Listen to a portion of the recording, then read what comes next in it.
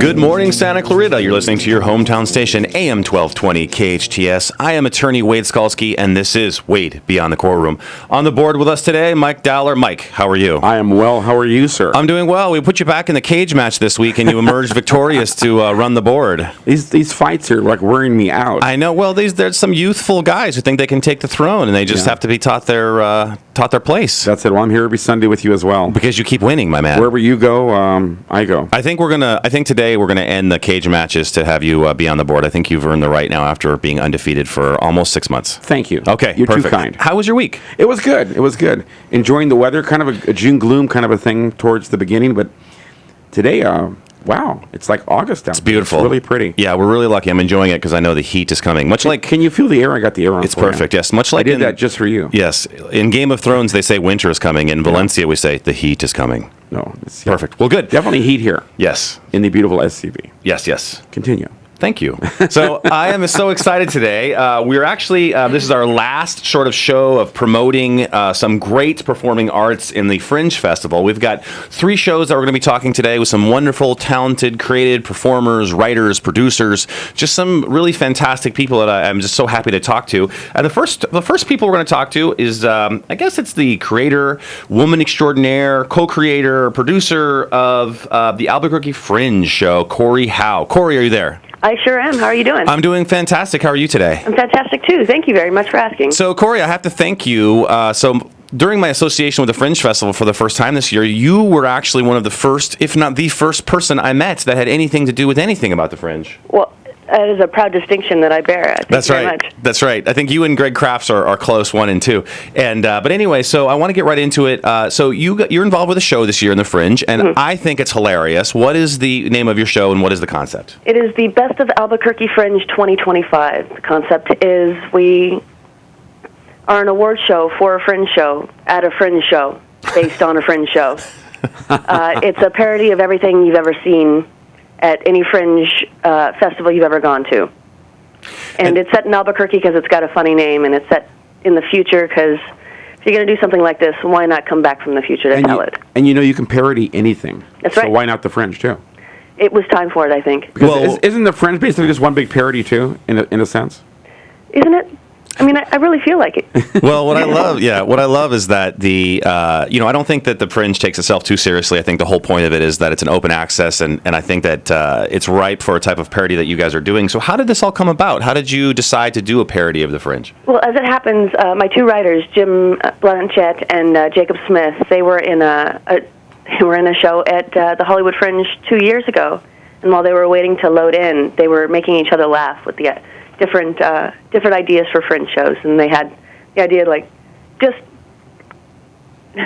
a far out idea to maybe one day write it. And then last year, back at the Hollywood Fringe, Jake was relaying all of these thoughts to me and making me giggle uncontrollably. And so I told him, I said, okay, well, if you 2 write it, I'll produce it. And so now, are you directing it as well? Yeah, I am directing it. So you're the producer and the director, and I've actually met the writers, and they're both hilarious. So yes, they are. It's not hard to be funnier than me. That's pretty easy to do, but these guys they were really, really super funny. So my wife and I already have tickets, and we're super pumped. Now, how did you get into the performing arts? Is that something that you've always wanted to do since you were young, or is that something that kind of you came to late? How did that come about? Oh, yeah, it's something I've always wanted to do. My mom was just teasing me about my first lead in a play was when I was 7. We were doing a play about learning about the different body parts, and I played the old lady who allowed the different body parts into. It was this very long poem, and I was apparently hilarious in my pillow boobs and gray wig, and I was sold from there. Well, and I'm sure it's like we're kind of glad that whenever that occurred, that there was not Vine or Facebook, because I could probably pull it up right now and play it for everyone if it was just a couple years before, but or after, I should say. You probably could, and I would own that performance. That was a solid performance. Now, and you're also a very talented musician. I've had the Wade Beyond The Courtroom investigators out there, and I know that you can play 6 different instruments. Is that true? I can play, yeah. Or can you name them quickly? I can try. Piano, clarinet, bass clarinet, trumpet, mellophone, French horn. That's 6. I just wanted to make sure one of those wasn't a kazoo, and I was also trying to make sure I wanted to have you be like Matt Damon in Good Will Hunting, where he's naming his brothers. So. What is a mellophone? It is a marching French horn. Oh. It looks like if Warner Brothers had taken a trumpet and made it for Looney Tunes.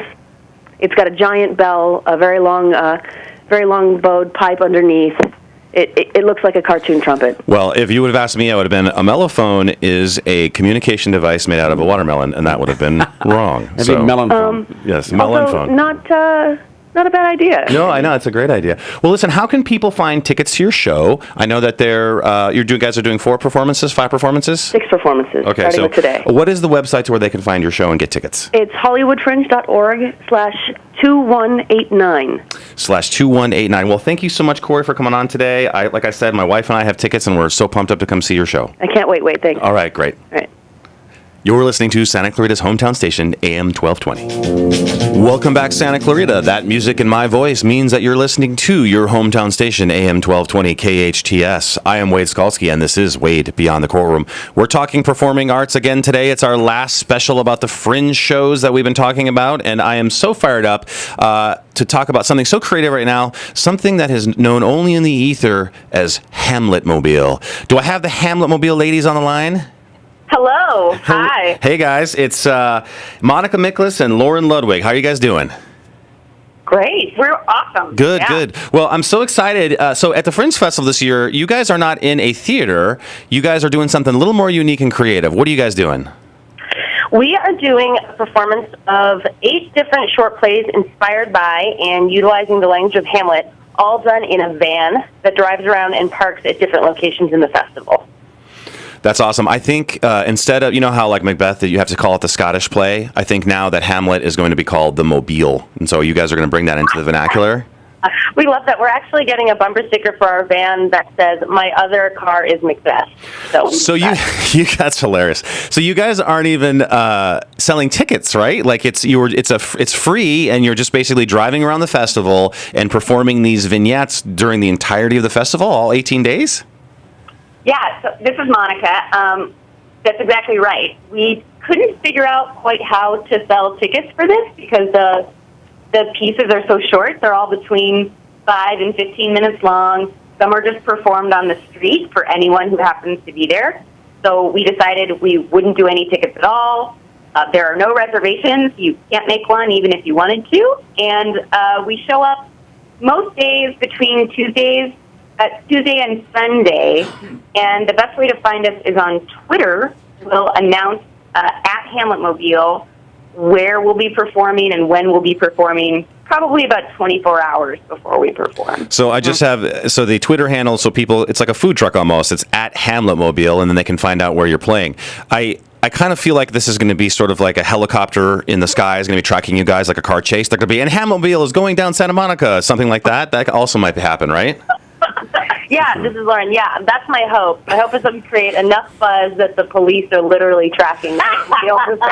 Well, just don't rob something to get that effect. That would not be good. So it's then you have to call me, and I'd have to help you in that manner. Nobody wants that to happen. Aren't there like zoning laws where you can perform Hamlet? I don't know. Yeah, that's like a Hamlet ordinance or something. Yeah, exactly. Okay, so guys, so you've done some dry runs or dress rehearsals, and what sort of audience reaction have you gotten?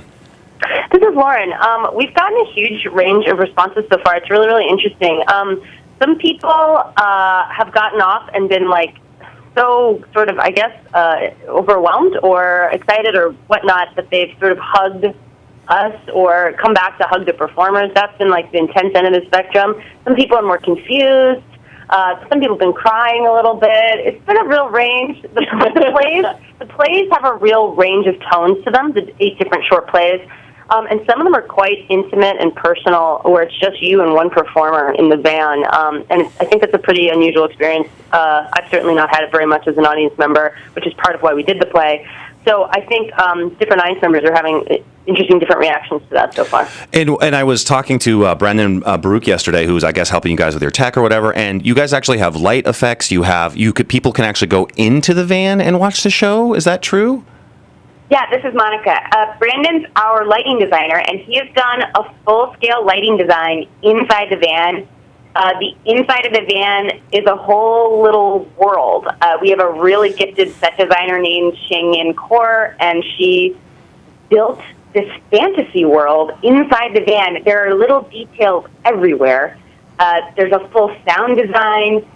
It's really we've taken the van and made it into a miniature theater, but one that it's kind of like waiting in line at Disneyland, where there's all these things to look at as you walk through the line. That's kind of what being inside the Hamlet-mobile is like. Well, how big is this van? I'm thinking like a van from the 70s, but obviously this sounds like a much larger vehicle. It's like a cargo van, like you rent from U-Haul. Okay. So it's not big. This is like this is the only time that you can ever get into a stranger's van. Right. Yes, absolutely. Perfect. Yeah, Now, not inside a van. right, exactly. So, in terms of now these 8 different vignettes, now are they from the same? I mean, I guess they're all from Hamlet. So, are they chronological? Did you guys just pick kind of what you wanted? Like, how did that go about? How did that creative process go? This is Lauren. We developed the work with the actors through a group devising process starting a couple months ago. Then I went away, and I sort of, out of those improvisations, started to hone in on the moments I was most interested in staging, the characters I most wanted to dive into from the play. And I also pretty intentionally chose a range of moments from throughout the whole play. So our first piece starts with the sort of court scene, Act 1, Scene 2, and our last piece that you can see is the final death duel, crazy, we call it the orgy of blood and ashes, that ends Hamlet. So there's a huge range throughout the piece. Well, I'm going to make myself a little Hamlet-mobile punch card, like 1 through 8, and then I'm going to try to track it down and fill that up for it, and I'm going to frame that bad boy. I think that's going to be a goal of mine for the Fringe Festival. Now, how did you guys meet? How does your collaboration occur? This is Monica. We actually met through Craigslist. We're a true Craigslist success story. Yeah. I moved to LA and was looking for stage management jobs, and I found a company called Lost Moon Radio, which I've now been a company member of for over 5 years. Lauren is a company member as well. And we started working together there, and then we pretty quickly moved into a producer, me, and director, Lauren, relationship, and we've worked on probably a dozen shows in that capacity together. Yeah, and true story, Monica was the only one that replied to that Craigslist ad. I just told her that for the first time live on air. Well, yeah. Hey, listen, that's fantastic. I was the only person that applied to the Wade Beyond the Courtroom, so that was the only reason I have a radio show. So sometimes being the only person to show up actually is really, really good. So, well, and I think it's true. I think it's important to also know that as well as that, you guys as women creative artists, as women playwrights, that the LA Theater Company or LA Theater community has a lot of support for that as well. Yeah, it's been really great. We've met a lot, especially in the Fringe. We've met a lot of things written by women, directed by women. We're meeting a lot of really interesting female artists, of course, artists of all genders, but you're right. I mean, there is a really interesting, vibrant scene, and we're excited that Hamlet-mobile is a part of that this year. Well, I'm so excited to see it. I can't tell you what a creative idea it is, and I'm saying this with all honesty, is that I've heard a lot of buzz about you guys and the Hamlet-mobile, and I think it's going to be fantastic. So people can find more information on hamletmobile.com, and also to find the locations from June 12th to June 28th, you have to be on Twitter at Hamletmobile, right? Yeah, and the locations will also be on our website, too. Our Twitter feed goes there, too. Perfect. Well, I'm so happy to have you guys on today. Thank you so much for coming on in. Thanks for having us. Thanks, guys. Bye, guys. You're listening to Santa Clarita's hometown station, AM 1220 KHTS. I am attorney Wade Skalsky, and this is Beyond the Courtroom. Welcome back, Santa Clarita. You're listening to your hometown station, AM 1220. I am attorney Wade Skalsky, and you are about to experience Wade Beyond the Courtroom. Or, in fact, maybe you're experiencing it right now. Mike, what do you think about that? Yes. So we're in our last segment, and we have one more show. The saving the one of the best for last. We're with Adam Scott Weissman today. Adam, can you hear me? I can. I just wanted to use your middle name because you're such a talented writer that I feel like that makes you sound so awesome by using your middle name. What do you think about that? Well, thank you. I do. I actually use my middle name because there's another guy named Adam Weissman who's also a writer-producer, and I don't want people to get confused. Yeah, there's another Wade Beyond the Courtroom, so we do a Wade, but we don't use my middle name because we just do Valencia versus. I think he's in Belize. Is it a franchise now? Is that what it is? I wish, right? Yes, exactly. Well, you're clearly the real one and only. That's right. That's right. So my real name is Wade. So Adam, I'm so excited to talk with you today because you're working on a project that has a lot of actually, I guess I could say, even international sort of buzz about it in terms of the content. What are you working on? My play is called Might As Well Live, Stories by Dorothy Parker. It's, as the title indicates, it's an adaptation of 4 short stories by Dorothy Parker, and we're doing 4 shows at the Fringe, and we're also doing a bonus show in Hawthorne, California. Now, before I met you and started to chat with you, I wasn't familiar with who Dorothy Parker was. Who is Dorothy Parker? Dorothy Parker was an author who lived from 1893 to 1967, and she's actually one of the most prolific and I think best authors of the 20th century. She wrote probably in a more diverse array of mediums than pretty much any other writer of her time. She wrote poems, short stories, screenplays, stage plays, song lyrics, criticism. She was one of the founding editors of The New Yorker, and even if you've never heard of her before, you probably quote something she said, like, I hate writing, I love having written, or men seldom make passes at girls who wear glasses, or I love a martini but 2 at the most. 3, I'm under the table. 4, I'm under the host. And even though she's largely remembered for these witticisms and funny things, it's her short stories that we're focusing on, which I think just, they tell a whole, a novel-length story basically in the span of like 5 minutes, which is what's so exciting. Now, why did you choose to adapt her work? I mean, obviously the universe of writers to adapt is enormous. Why did you choose her work specifically? Yeah, well, so I started reading her stuff a couple years ago, and it was basically, I just immediately thought, one of the first things I thought when I was reading her work was, oh my gosh, these would make such great plays, because her work is almost entirely dialogue, and it works really, really well on the page. But I also thought, we could update the time period and sort of bring new dimension to it by doing it on the stage. And like I said, we're doing 4 short stories, and specifically The Game, which is actually one of her lesser-known stories and is the last one we're presenting. The structure of it really reminded me of, Who's Afraid of Virginia Woolf and Clybourne Park and Sam Shepard plays and God of Carnage and all of these modern dramas that happened way after Dorothy Parker was dead, but she was sort of ahead of her time in that structure of drama. She was just doing it in a short story, so I really wanted to see what that would look like on stage, and then combining it with some of my favorite of her other stories was really a pleasure.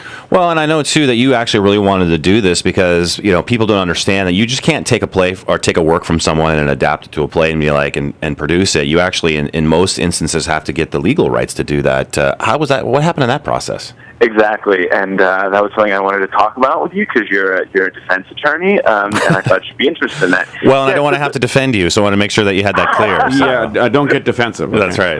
Yeah, so the idea for this actually, I'll take it back a little bit more, just because I want to get a quick shot. The idea for this started when I started talking to Bailey Wilson, who's my co-producer and a phenomenal actress, who's in 2 of the plays, and I hadn't looked into the rights at all. I didn't really know anything about it. I just kind of said, hey, because I knew Bailey was a huge Dorothy Parker fan too, and we just started talking about how cool it would be to do this play. But I was kind of like, yeah, but like I doubt we can get the rights, But we were both like so jazzed on this idea of doing it that I was like, I'm just going to look into it and like see who has the rights. And I knew who her publisher was, and I started looking into it.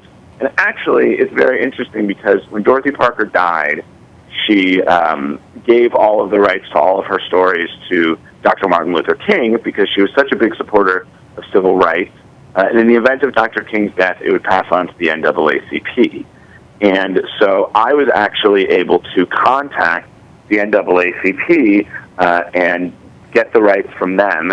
And because they're a nonprofit organization and not a large corporation, they're not really trying to, use this as a huge moneymaker. They want people They want people to be able to share Dorothy Parker's work, and of course, you just have to give them a little a token something, which is really great, and it's a great way for them to raise funds for their great organization, but also a really great way for people like me who maybe don't have hundreds of thousands of dollars to spend on the rights to a classic author to get it. So. Well, I think that's fantastic, and there's a big buzz about your production because your run in the Fringe is actually sold out. But you guys do have a show on the 14th in Hawthorne. How can people get information about that really quick?